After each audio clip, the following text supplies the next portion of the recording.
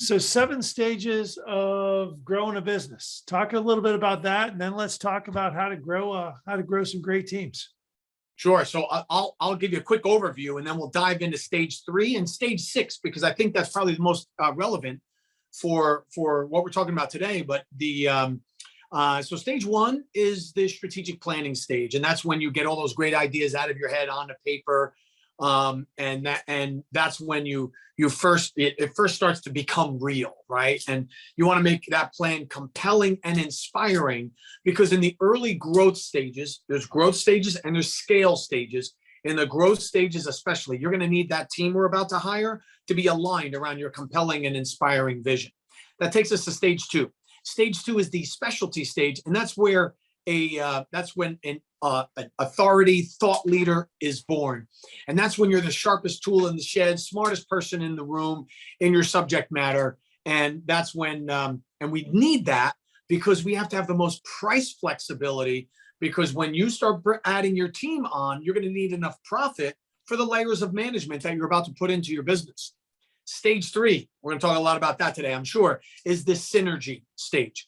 And that's when a team is born. That's when your great, compelling ideas and plan. You're one of the highest paid practitioners in your niche. You're an owner operator, but you're under demand. You need to add more implementation staff. So that's where stage 3 comes into play.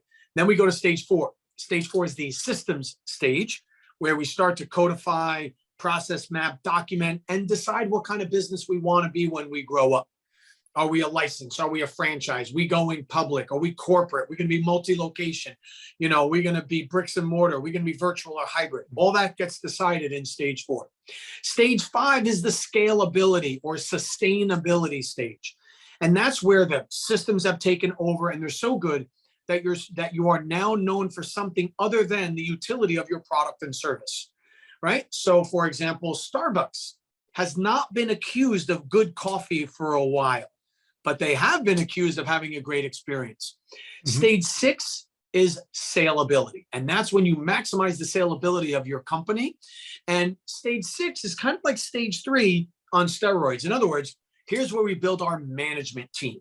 We built our implementation team before. Now we're building our leadership and management team. And then stage 7 is the succession stage. And that's when a legacy business is born.